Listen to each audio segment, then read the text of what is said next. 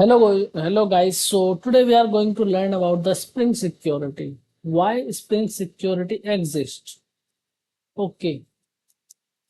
So basically जब भी हम कोई अपने Spring Boot की एप्लीकेशन बनाते हैं या कोई भी एप्लीकेशन बनाते हैं, not even in Spring Boot, any application I am talking about, security always matter. What do you mean by security? Suppose we are creating some endpoints. Okay. Suppose हमारे पास कोई endpoint है, मान लो get users all users. Alright, हमारे पास कोई यहाँ पे यूजर्स है, ये get users all users. Without security anybody can access this endpoint, and suppose it contains some sensitive data. So what will happen? Suppose we have two users, user 1 and user 2. Suppose user 1 is the authenticated means someone whom we know. Okay, suppose we know who it is, and this user 2, we don't know. Basically we don't know him. Now what will happen if our endpoint is not secured? Then what will happen? Both the users will able to access this endpoint. Suppose this endpoint exists at just assume it is existing on http/localhost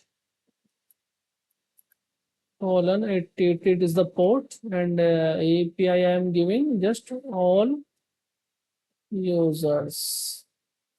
User 1, when it send the request through front end or Postman or any UI tool to the backend, then what will happen?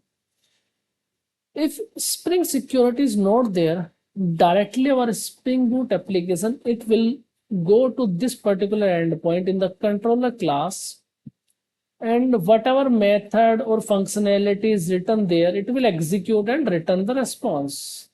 That is what expected, return the response. Now, suppose user 1 is authenticated user. Authenticated, first the thing is, what is authenticated? Authenticated means someone whose identity is legit. We know it, like it is a real person or real entity, we can say. Okay. On the same way, suppose on the same system, we have one more user, that is user 2. Now we don't know this user. Okay. It can be a hacker or anyone, it can be, we don't aware about it. What will happen if this person try to access this endpoint? Definitely, since there is no restrictions, no securities currently we have implemented in our project, then definitely this person can access this endpoint, right? Now just imagine, suppose this is a banking URL. Just imagine this is a banking domain, and we are fetching our profile instead of all users. It is our profile, and without security anybody can log in to this particular domain, and he or she can just fetch all our details. So ideally we need to make this thing secure, and how we can secure it. So here Spring Security comes into the picture. So we can say Spring Security, it is a framework. Why I am calling it framework? Framework because it is providing so many things to make our application secure and robust against the various attacks. So first thing what it provided is the authentication. Authentication, okay. Second thing, after authentication, authorization. Now first I will explain these two terms, then we will proceed to rest of the features of this Spring Security, okay. Authentication and authorization. Now, authentication.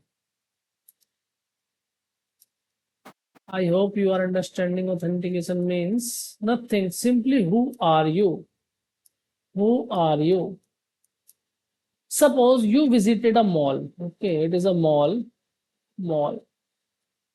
And here is the entrance, we can say a security guard is there. So it is a guard. is standing there and he is asking, okay, you are going to enter the mall, but first to show me who are you. Generally in malls, at the guard or at the reception, he checks, like he checked our clothes and pockets. We don't have any knives or some any weapons, illegal weapons. We can't take it inside the mall. Just imagine if it is a private place. Okay, it is a private place where only authenticated persons are allowed. It's a kind of meeting, we can say. Okay, usually like whenever our any meetings, PM meetings, or any VIP meeting is there, then definitely some pass or some boarding pass, some visiting cards we need to be have with us. Otherwise, we will not be allowed to enter inside the building. So in the same way here also, Spring application says, okay, you are trying to access this endpoint, localhost, this is port number, and suppose get users. Spring application says you are trying to access this endpoint, but first tell me who are you? Who are you? Are you allowed to access this endpoint by the software developer who have designed this endpoint? Is he accept that you can access this point or not? So authentication is nothing but simply who are you? You have to authenticate yourself. You have to tell the system, okay, I am a legit user. This is my username. This is my identity and this is my password. Now we will verify whether this username and password is real or not. We will check it in our system. Once it verifies, okay, you are legit, then allows to access the endpoint. Allows to access. Suppose I created a website. Okay, here we have a username. Here we have a password. Suppose we have a database here also. Database. Okay, database. I'm just database. It contains list of the users who have registered. Suppose it is user A, it is user B, it is C, and it is the password of A, 123, 324, A, B, C, D, 1, whatever. Okay. Now, suppose a user X comes here and try to access our website. This particular page, we can say some confidential information is there, which can users can only view if they have registered to our database. If they are not registered, we will not allow them to view this page. Okay, I mean enter inside this page. So when X user come, we will ask him, who are you? Who are you? So X will say, hi. Hi server. This is our server. Okay, application is server. Hi, I am X. Please allow me to access. Access the endpoint. Server, what it will do? It will say, okay, give me a minute. Let me check if you are existing in my DB or not. Definitely in our DB, it is not existing. What server will do? Does it allow to access the X to this website or not? So definitely server is going to reject the X request. Why? Because this X user is not authenticated. It's not authenticated. Server don't know who are you. Server don't know who it is or from where this request is coming. I don't know. I only know the persons who are available in my list. If you are in my list, definitely I will give you the pass or tokens or entry.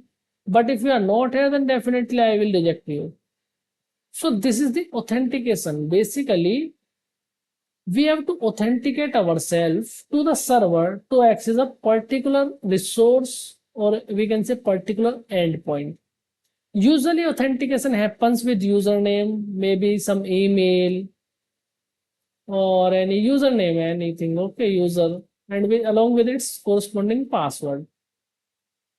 you have remembered, like whenever you are logging to your bank website, then irrespective of the bank, you have to give a username and password, and some security challenge question may be there. It's an additional layer, we can say. And it is a submit button. Okay. If you provide the username and password, then what will happen? Both these things went to the bank server. Bank server. Server verifies it, and in return, if your credentials are correct, it will allow you to access the bank website. It will allow. Okay, and it will give you some tokens and all things. That is a later part of security. We can, as of now, we can just understand if your credentials are correct, it will allow you to access the website. If this is are not correct, then definitely it is also not allowing you to access the website. So authentication is, we are telling the server, we are the authenticated user and this is our identity. Please allow us to access the endpoint. Now, second question, what is authorization? Authorization. You have heard about authorization many times. In simple word, if I tell, once our user is authenticated, okay. Suppose this is our user. This is a building, we can say. Let's assume it is a multi-complex building. Okay, here it is the general ODC, we can say journal ODC. We can say hey, it is a CEO room. Okay, maybe some other rooms also there, like manager room, HR room, maybe some different. Okay, we entered into the building. At the first step, authentication happened here. Okay, guard will check. Okay, show your identity card. Are you legit or not? Authentication successful. Now, suppose we are a general user. Okay, we are a general user. We are not the CEO of the company. We are not CEO. We are a general user. What will happen if we try to get inside the CEO room? Is it allowed to visit the CEO room if we are not the CEO? Definitely not. Definitely not. But how this guard, or I mean this system, knows that I am the CEO? Definitely some roles, some permissions, some role permissions should be tagged with my ID card. Tagged with my ID card, which defines whether I can open a particular access or not. This is a gate, we can assume. Definitely, this should be linked. Authorization means what you can access. If after authentication, definitely after authentication, only authorization will come. If you are not authenticated, then definitely authorization will also not come. After authentication, what you can access, what you can access, what permissions, what roles you have, that is the authorization. So in simple term, if we want to understand is, first authentication, who are you, who are you, and authorization means you are authenticated, you are authenticated, but tell me what you can access, what can you access, that is the authorization. Access, please ignore the writing. Okay, so these two features Spring Security provide us in implementing in our Spring Boot applications. Apart from this, Spring Security brings so many features. Like third, we can say one of the major features is password encoder. Password encoder. What do you mean by password encoder? Suppose we log into a website. Okay, here it is the username field and here it is the password field. When we are signing up, sign up or sign in, sign in or sign in, we can say, okay, mostly let's assume sign up case. Sign in is a different process. We entered our username as suppose ABC and password we entered ABC at the rate 123, we can say. Okay, Now, what will happen? What do you think this password, how it is getting saved into the DB? Definitely, some database will be there to store this information at the server side, right? Now, how these values are getting saved into the DB? Think, are these going to save directly as it is? Here it is in plain text, okay? Plain text, please ignore the wording. Here it is ABC and ABC. Are you think it is going to store as it is? What will happen if someone hacks this database? Someone hacks HACH. What will happen if someone hack the DB? We have all the informations of all the users. Those have registered till now from starting point in our website. What will happen? Boom, our application will blast. Okay, all of the users data is compromised. So how Spring is taking care of all of these things?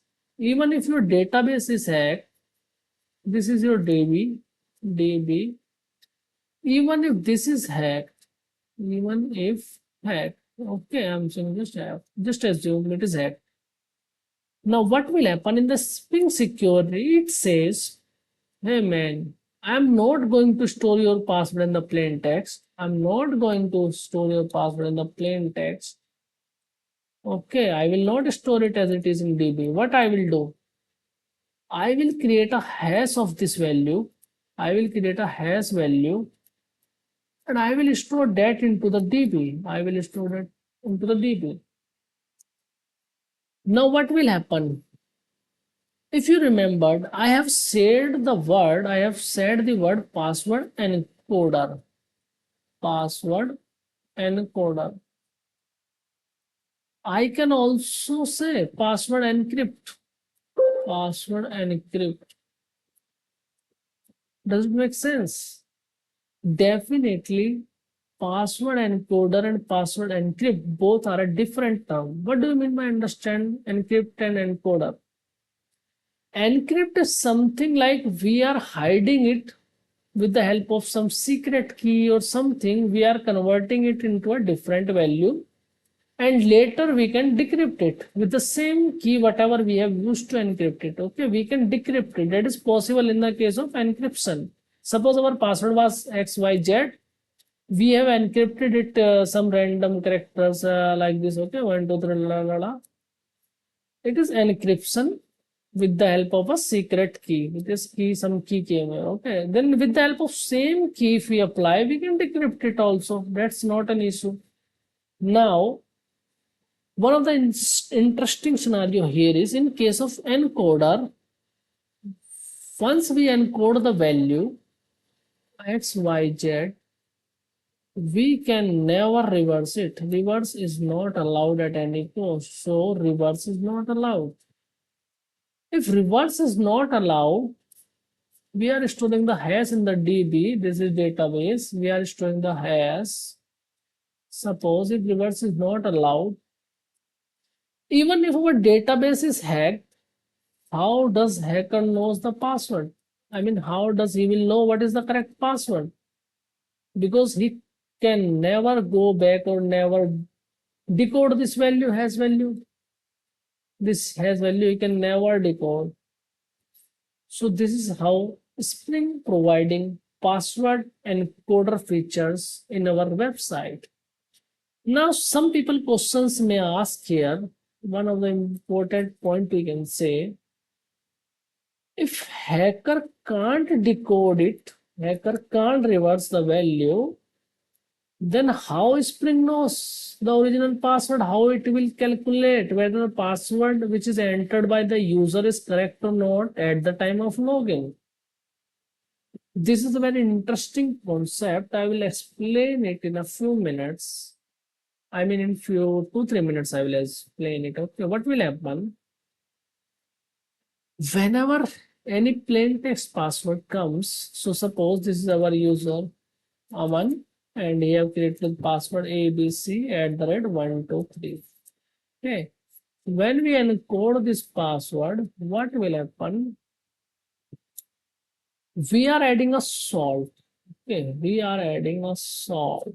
Now, what do you mean by salt? Salt can be, you can think it as a key or any value, okay, generated at the server side. It is generated definitely at the server side, generated at the server side, and server only knows this, okay? We don't know. Till now, we don't know what is the value. What is the value? We don't know. Okay, what is the value? Salt definitely we know after the encoding, no, we can know what is the salt, but at now we don't know the salt. What will happen? Password encode this value ABC. Some has is generated, let's say X, Y, dollar, one, two, like that. Some has values generated. Okay, this has value. It contains some salt.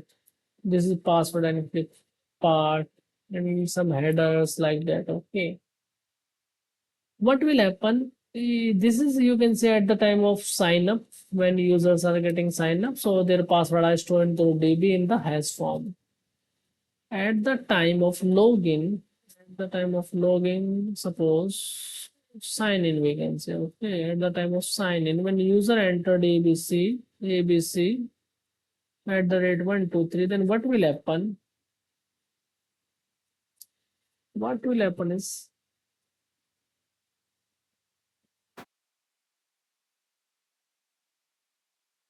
users will call one method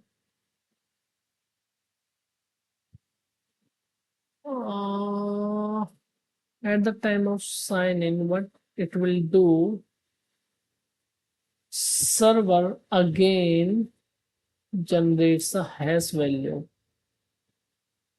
again generates a hash, generate again, okay, for this new sign in password.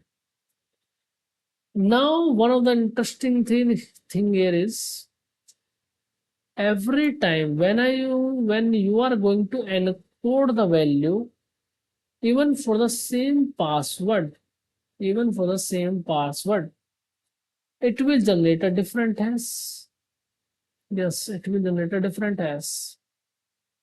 So how it is actually calculating, instead of generating the hash, we have a method known as match. Here we will go raw password, okay, and here we'll give the encoded password from sign up page, encoded password. This match method is present where we have a class called password encoder, password encoder dot match, okay. Raw password is what? It is ABC at the rate 123, which we are giving at the time of sign up. Encoded password is already stored in the DB at the time of sign up. Okay, sign up, and this is sign in. We can say this is sign in. This match method internally, what it will do, it will fetch the salt from this encoded password, whatever salt he has used earlier to encode this value. With the help of same salt, it will encode this password again. So just to note here, every time when we are encoding a value and we are not providing a salt, we are directly calling the encode value. Spring Boot internally, every time it will create a new salt value. That's why every time, even on same input, the hash code is different. But what will happen if I give the same salt? So if I give the same salt, definitely it has to generate the same hash code value, right? Hash code value same it has to generate. Now, once the hash code value is generated, so this is suppose at the time of login. So what we can login, some hash code is generated. You can say $2 okay. And at the time of sign up, already in the database, it is stored as sign a dollar ABC, same, okay, same now. Now this is stored in the DB already, and this one is created newly. Spring Boot now compare both these values. Are they equal or not? Definitely they are equal. If they are equal, it means password is authenticated, user is correct, and we have encoded our password like in the DB. Now we are not saving it into a plain text. Plain text we are not saving. Even if our DB is hacked or compromised, our password or user information is saved, because hacker can never reverse the hash code value to its original plain text. This also prevents a very popular attack, that is rainbow table attack. A very popular attack in terms of security, we can say, in Spring applications, rainbow table attack.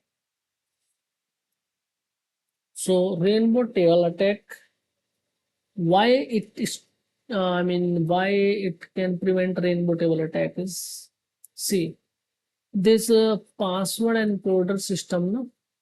Password encoder system, it is a one way, you can't reverse it. Once it generates a hash value, you can't ask him to generate the plain text value. Okay, even at the time of signing, you have noticed we are again converting plain text to hash code only. We are not converting hash code to plain text, right? So intentionally developers have designed this approach very slow. Okay, what do you mean by very slow? When I'm performing password encoder dot encode on a particular value, it will take some time. Okay, suppose 10 seconds it is taking to encode this value. On the same way, we have some other algorithm, suppose MD5. Okay, it will process around, you can say, let's assume it process around in 2 milliseconds. It can generate 20 crore passwords. Okay, but this is that password encoder thing, it is very slow. Now some people may ask why we are using it if it is so slow. So slowness also has an advantage here. Suppose what will happen, let's say a hacker created a table. Okay, hacker created a table. This table let us name as rainbow table.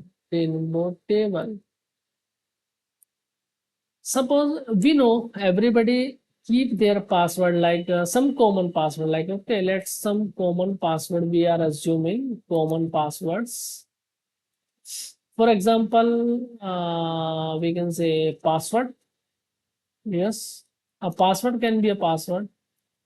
Some people like to write like that. Someone may write ABC at the rate 123. Some people like a 1 2 3 4 5 6 7 8, and so on. So basically, these are some common passwords which many of users already using this password, right? We are like someone, they may be very curious about this password, but most of the people, they simply keep it very simple. Now hacker knows this thing. Definitely me knows, you knows, that everybody can. Most, suppose we have 1 billion users. Okay, out of 1 billion, definitely some 1000 users we may found who are using this kind of password. So hacker also knows this thing. What he will do? He will use one thing. Okay, I will do one thing. For each of this common password,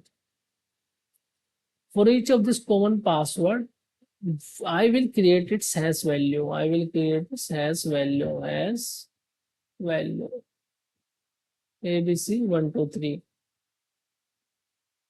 1 2 3 4 5 6, and its hash value, corresponding hash value. Okay, using that password dot encode and that where plain text password we have to give. Okay, so hacker, what it will do, for all of the common passwords, he will make a table and keep their hash value ready.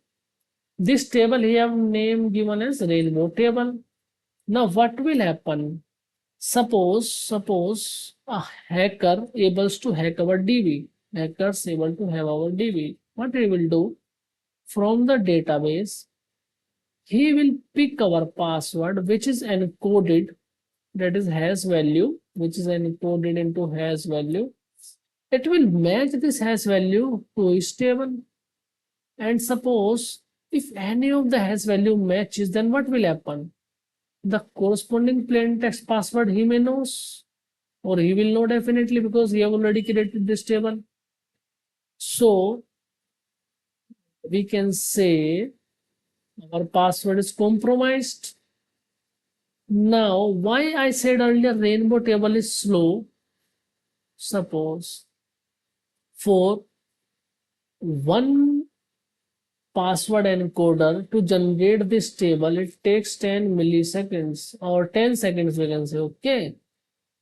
Now to create this table completely with all of the common password, it will take around 1 year and on.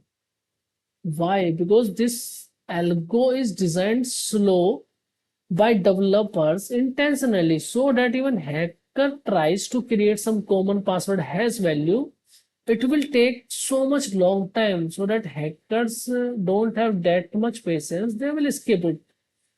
On the other hand, suppose MD5 it is able to generate 20 crore records in 1 second or 2 seconds or in 10 seconds, then definitely that MD5 is vulnerable. I mean, what that term called vulnerable. Okay, vulnerable to this rainbow table attack. So that's why in our Spring security, basically this is performed with the help of bcrypt encoder. We can say bcrypt password encoder. That's the complete class name, bcrypt password encoder. I'm just using it password encoder. Okay. So this bcrypt password encoder is a very safe, we can say, okay, very safe as compared to this MD5 and even brute force attack. Also, if hackers try to perform, then it will take a huge time so that he will skip his idea. Okay. And apart from this, it is also provide we have seen two features: authentication, authorization, and then password encoder. And apart from that, we can say session based authentication, then JWT authentication, OAuth, and so many authentications are there. Okay. Role based access control, and also it provide like CSRF attacks prevention. 6, we can say, what is this CRF? Cross site request forgery, some word is there. I'm not that in technicality. So apart from this, so many features are there. Okay, we will come to this later. Don't worry, everything will explain in detail. So these are the Spring security that exist in our system that are provided by Spring Security. Okay, Spring Security. And all of these are to make our application secure, that our web application make it secure. So when Spring Security applied to our application, what will happen? Have you think what will happen if you applied it Spring Security in our application?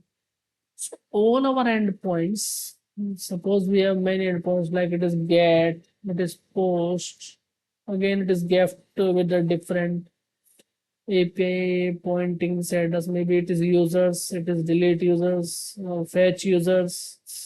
We have a delete endpoint to delete the users like that. Okay. Once we apply the Spring Security, then all of these endpoints, all I'm saying, okay, all will be protected by default, with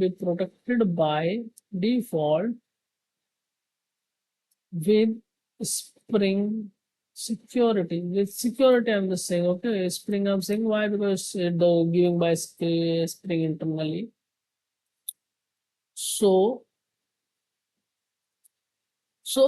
without Spring Security, anybody can access all of these endpoints without If I'm saying without, then anybody can access, right? But with security, nobody can access our endpoint without authenticate themselves. That's the biggest advantage of Spring Security and why we need it. Okay, now I guess now you have understood the concept why Spring Security matters or why we need it. Let's take one example. Let's take one example. So next what we are going about, we are going to study about, let's session authentication. Okay, we have understood the difference between authentication and authorization. Now we will understand the concept of session authentication. Session authentication. Session authentication. What do you mean by session authentication? Suppose we logged into Amazon. Okay, we logged into Amazon. So this is, we can say, home page. Home page. This is a username and password. Instead of home page, let's give it as login page, because definitely in home page we don't have the username and password field. So here it's our user. Okay, user sends the request to Amazon. Hey, I want to access the login page. Let me log in. Amazon says, okay, give me your ID password. Give me your ID password. First, I need to verify who are you. Definitely, then only I will able to log in you, so that you can access further pages of your profile and order and all. So user says, okay, let me give you my email ID and my password. It can be a mobile number, username, email, anything it can be, and with the password. Okay, it will send these details to Amazon. Amazon verifies the detail. It says, okay, you are valid, you are allowed. Let me redirect you to the home page now. Okay, it is a home page. And here in the top, it is some user profile icon and some menu bar and it's product and all. Okay. Now from here, suppose, just imagine what will happen without, just let's skip the scenario of authentication. Just assume what will happen from here if user clicks on the order page. Let's say orders. Okay, what will happen? What do you think? If authentication is not there, definitely user needs to authenticate again. Again, he needs to give ID password. ID password again. Suppose from order page, he needs to visit product page. Now that is also protected. So we are just assuming, okay, this is protected. In reality, it might be possible it is not protected, but in our case, let's assume this is also protected. Again, ID password required. In reality, does it happens like this? Every time whenever you are logged in, are you logging multiple times while you are clicking from one page to another, you are moving from one page to here and there? Every time do you log in again? Definitely not. Okay. Why? How this Amazon servers knows that you are the authenticated user? You are the authenticated user. How it knows? So here comes the picture, session authentication. Session authentication means whenever user is making any request to server, user is making any request to server, it provide a username, we say username and password to the server. Server, what it will do? So server, what it will do? It will verify the password and username in the back end at the server. Some maybe validation, something is there. We will study that later. It will verify. Once it is verified, it will say, okay, you are authenticated. Let's do one thing. I will generate a session ID. I will generate a session ID. Maybe some ABC 1, 2, 3 like that. Okay, I will generate a session ID. I will store this session ID into my server memory. Maybe some server memory is there. Okay, server side. Okay, it is at server side. I will store that memory here, and I will suppose here it is stored, and I will make it like suppose the user is user one. I will point this as user one. Okay, now this session ID belongs to user one. It will give the session ID back to the user, and it says now whenever you are going to access any other page on the same server, please provide your session ID. Session ID. Next time, what will happen? Whenever user clicking, suppose order page from the login after logging in, what will happen? By default, it will give you a session ID along with the HTTP request. This session ID contains the session ID which is given by the server to the client at the rate of 1 client. You can understand user, okay? 1, 2, 3. It will went to this server. Server, what it will do? Server extract the session ID from this request. It validate with its mechanism in its memory whether this session ID is existing or not, right? Since server knows that this ID is created by server only and it's belong to the user one, it verifies, okay, you are authenticated user, you can now access the endpoint, and server redirects the user to the endpoint, that is order which he is requesting, and it displays the user's my orders page. Got it? Now one question mark came here is, one question that may come in mind, how or where the user is storing that session ID, where? So usually in the browser cookies at client side browser, we can say, okay, browser cookies. This session ID is getting stored. This session ID is getting stored at the client side browser. So whenever the user logins and after that login, if he wants to access other point, then he send this cookie to the server. Server extract the session ID from the cookie and it verifies with its memory, and if it's valid, then definitely it can give the access to this endpoint. Right? Now, few minutes back, I told you about one of the important concept, that is CSRF. CSRF. What do you mean by CRF? Now I will explain it. Okay, now you understand what this CRF. CRF is nothing but cross site request forgery. Okay. It is forgery or fraudgery. You can Google the spelling. Okay, I am just in Hindi we can say a kind of dhokadhadi or something, manipulating or I mean what I can say exact using the other's identity. Okay, to prove like we are the real user, but in reality it's not a authenticated user. It's some hacker or someone else, we can assume it. Okay, kind of manipulating the personality in persona, we can say. Now you have just seen server is creating a session ID. Server is creating a session ID which is storing into the cookies.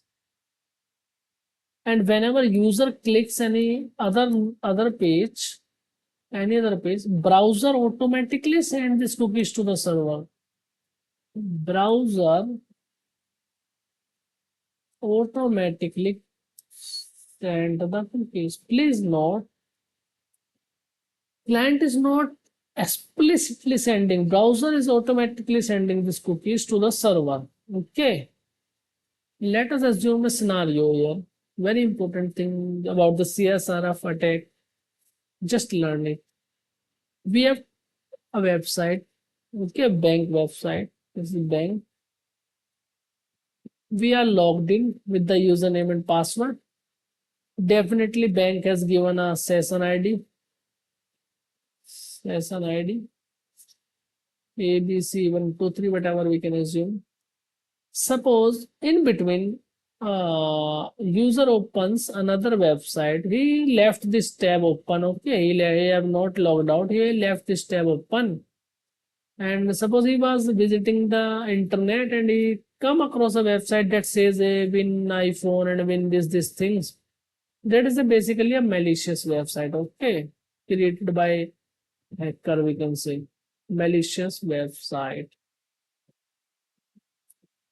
So this website already created by hacker. Whenever any users open this website, what it will do? The hacker is return a JavaScript or some code, like it will fetch the website which user already logged in to that particular website. This will send another request to transfer the money. Suppose post transfer maybe some amount, okay, to particular account number and so on.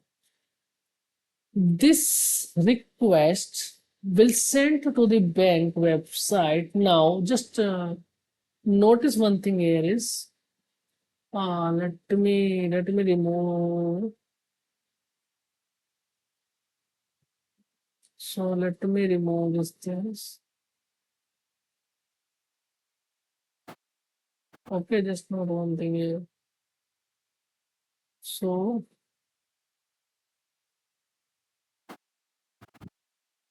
let's take on that. Now what will happen?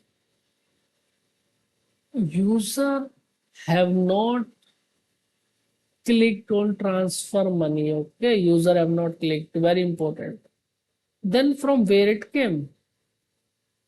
This came from this malicious website which user have opened. So hacker developed a code there, like by default, whenever any users open this website, it will redirect the user to this URL, or in background we can say it will hit this URL. Now what will happen? It reaches to bank website. Bank says, are you authenticated?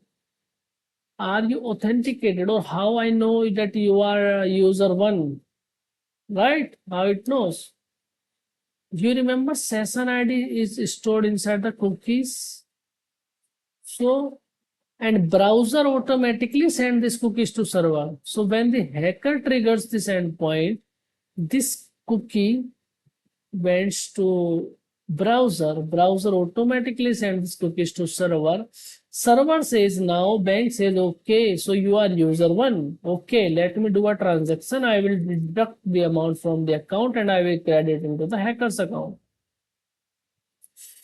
Since we are at two different origins, site, we can say two different, site 2 and this is site 1.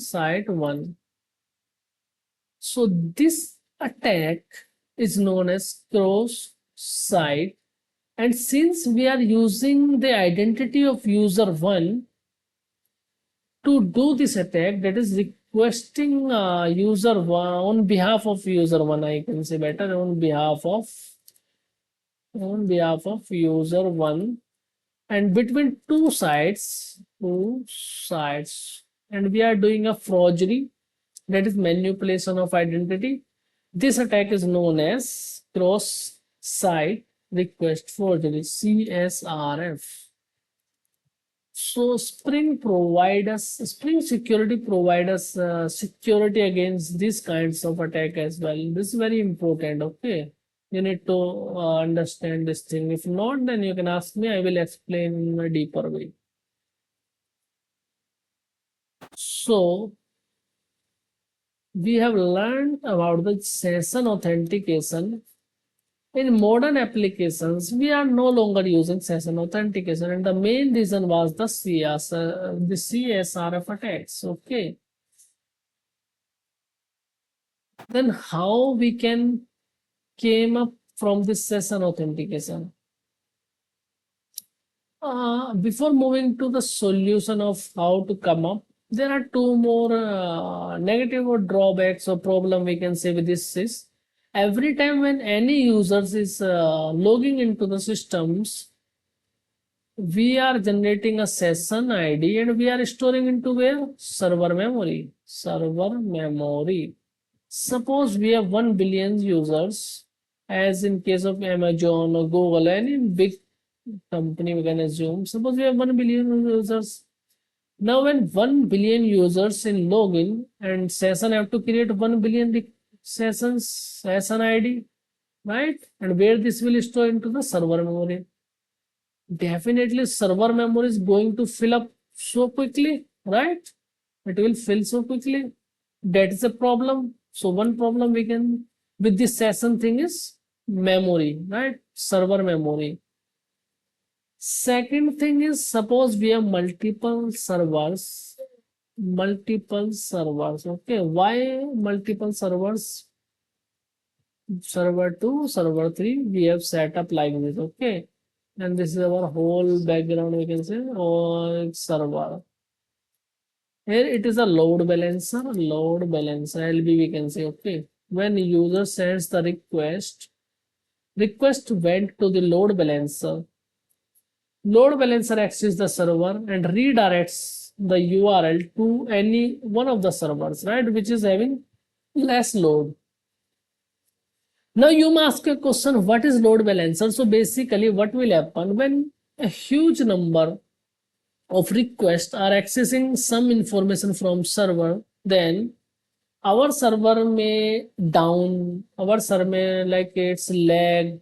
Okay, then to avoid this lag thing, we are adding multiple servers. Okay, we can say node 1, node 2, like that. We are adding multiple nodes or multiple servers in our infra, so that whenever any request come, user 1, user 2, then the server which is having the least load or lag, we can say, the load balancer is a mechanism here which transfers the load to that particular server. Now in session authentication, server is creating a server memory session ID. Suppose when user clicks on login, at the time of login, our request through the load balancer, it went to the server 1, okay. But server 1 creates session ID and store in server memory. But at the time of suppose products, okay, we are using the products. What will happen? This went to the load balancer of server 2. Let us assume it went to the server 2 this time. Now what will happen? Think. Does server 2 knows who's this user have logged in? Who are you? Again question. Definitely not, because server 2 and server 1 are distributed servers. They don't share this memory. Then how it knows it is authenticated user? The user needs to log in again, right? Needs to log in again. So is this a problem or not? Definitely it's a problem. So second problem we can say with this session authentication. So first one, what was we described? First one is memory, right? If the user base is large, then definitely memory will fill quickly. Second is distributed servers. Distributed. These are the disadvantages or drawbacks I'm telling about the server authentication. Do we have any third disadvantage? Yeah, that CSRF attack. CSRF attacks. It is vulnerable to attacks. CSRF, right? Cross site request forgery. Apart from that, anything? What do you think? Two attacks we have discussed.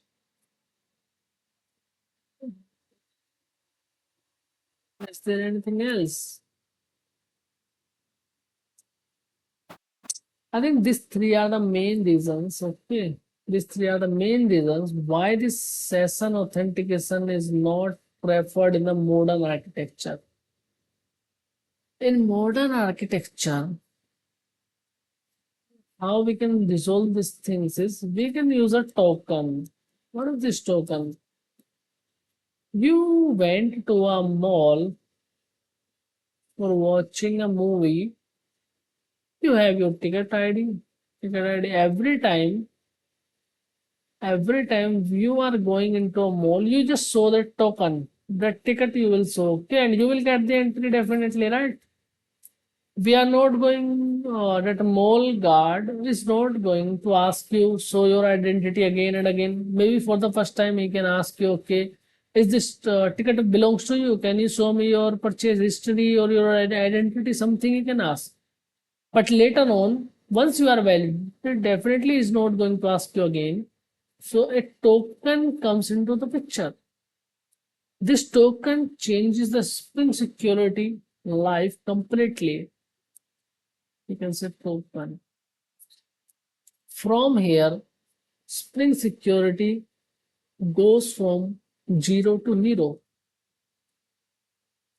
Token changes whole personality of the Spring applications. So I think it's enough for today.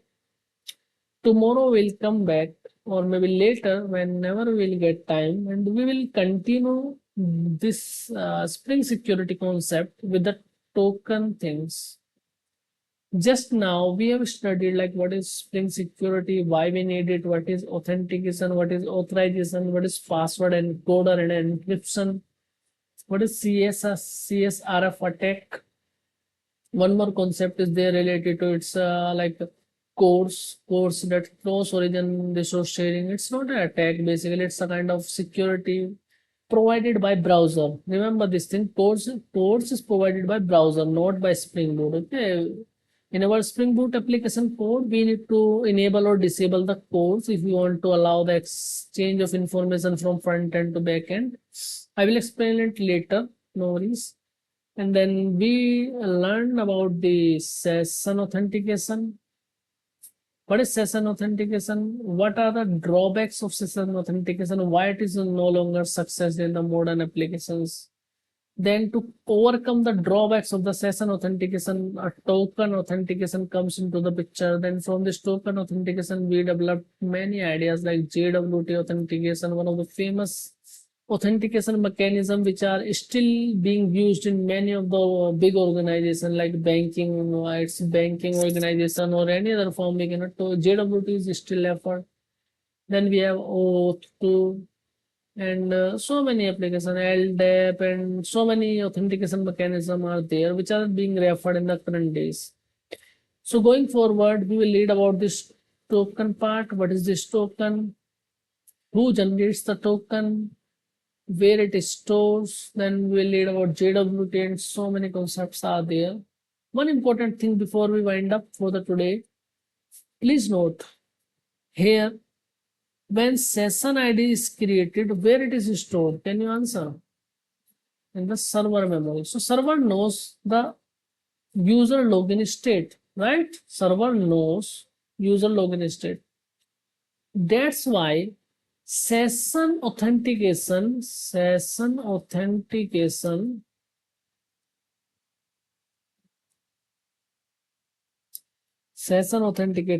known as stateful authentication. Please remember this term. It is very important even for interviews questions. Okay. Stateful. What do you mean by stateful? Stateful is something when server knows the login state, which user is logged in, what time he have logged in. This kind of property server knows what is session ID. That's why it is known as stateful. And the token in the coming this JWT and token authentication, that is basically a stateless. Server don't know anything. Server will just give you a token. Client have to remember that token and he has to provide the token every time he wants to connect with the server. Server only have to verify whether the token is not modified. It is legitimate only, right? So that's it for today. I hope you have learned all the things I have tried to teach you today. Maybe some concept is missed, or if you are not able to understand anything, we will just reiterate in the tomorrow's lecture. For today, I think it's enough. Thank you very much for your time. Have a good day. Bye bye.